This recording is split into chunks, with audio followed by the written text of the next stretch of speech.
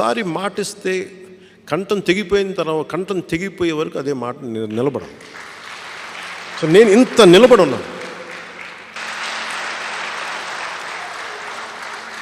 చాలామంది మీరు మాట్లాడితే ముఖ్యమంత్రిగా అవ్వాలంటే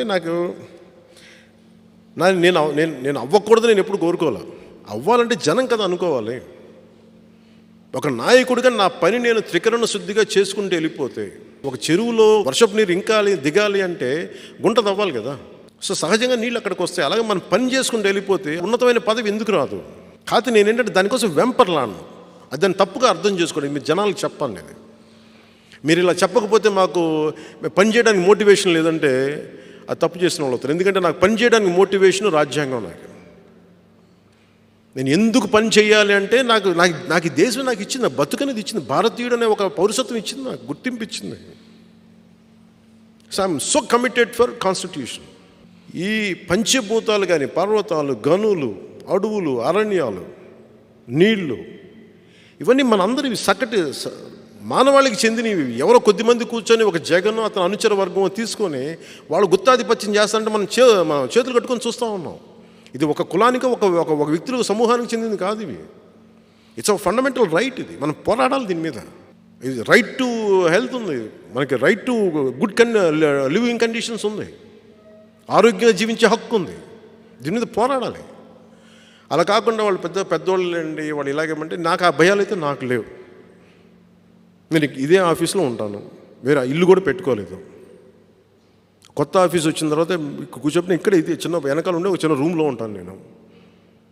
నేను కరెక్ట్గా నా సొత్తు ఏంటి అని అనుకుంటే డబ్బులు ఏం లేదు.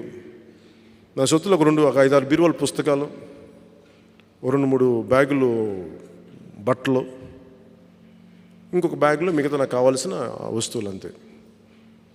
నా తిప్పి కొడితే కరెక్ట్గా ఒక వ్యాన్లో సరిపోతుంది నా వస్తువులు, అంతకుమించి నేను పెట్టుకోను. సో దాంతో కంప్లీట్ షిఫ్ట్ అయిపోయాను. ఎందుకంటే ఇంక నేను కూర్చున్నాను. ఇది 100% మంగళగిరి, ఆంధ్రప్రదేశ్ మన నివాస స్థానం.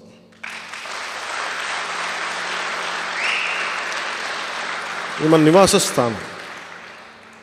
ఎందుకంటే నాకు 2 కమిట్మెంట్స్ ఉన్నాయి. ఒకటి ఆంధ్రప్రదేశ్ని అండగా నిలబడటం, 2 ఆంధ్రప్రదేశ్ అభివృద్ధి అయితే తప్ప నాకు ఇష్టమైన నన్ను ప్రేమించిన నా తెలంగాణకి నేను న్యాయం చేసినాను.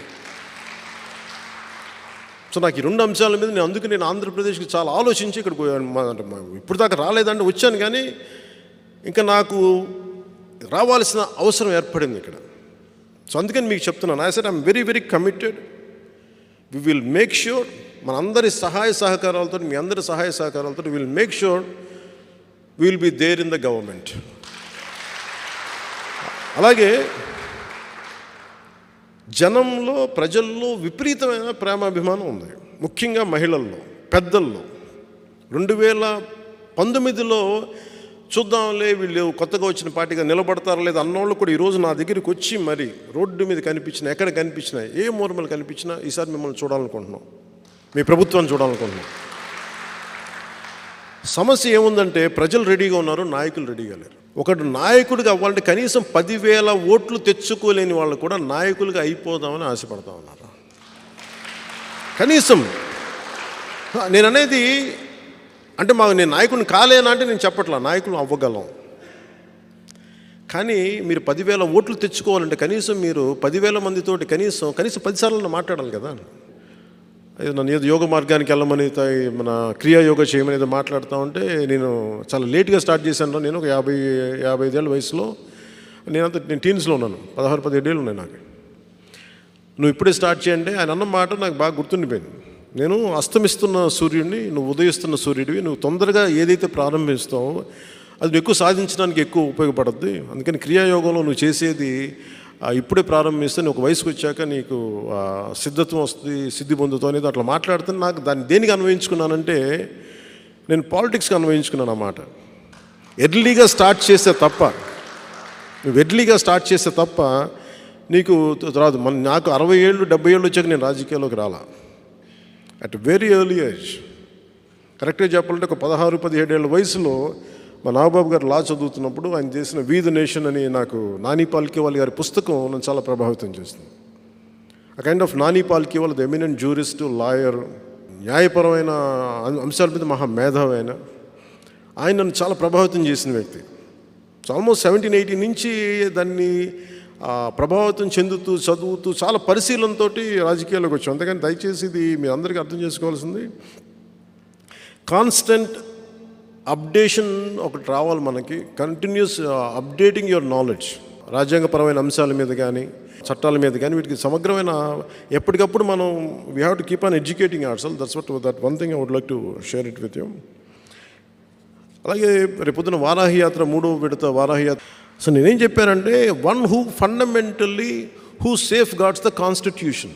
నాయకుడు అనేవాడు కానీ ముఖ్యమంత్రి స్థాయికి ఎవరు వెళ్తారంటే, ఎవరైతే ప్రాథమిక హక్కుల్ని కాపాడుతారో, ఎవరైతే ప్రాథమిక హక్కుల కోసం ప్రాణాలని సైతంగా పణంగా పెట్టి పోరాడతారో వాళ్ళకి ఏదైనా ముఖ్యమంత్రి స్థానం వరించవచ్చేమో, నాకు తెలియదు. కానీ అది ప్రథమం, అది ప్రప్రథమం అది. సో నేను పెట్టుకుంది వీళ్ళందరికీ రోడ్ల మీదకి వెళ్ళిపోయేటప్పటికి నా మీద చాలా విపరీతమైన ఒత్తిడి ఉంటుంది. అది మీరు ఆ లోపల చాలామంది ఆడపడుచులకి, కొన్ని మహిళా నాయకులకి మీకైనా అర్థం, మీరు కొంత కూడా అనుభవించుంటారు. మొన్న క్వైట్ టఫ్ జాబ్ నాకు. ఒకసారి అంటే 100 మంది అంటే మీరు చూస్తుంటే కనీసం ఒక 30 అడుగులు వేయాలి అంటే నలిపేస్తారు శారీరకంగా.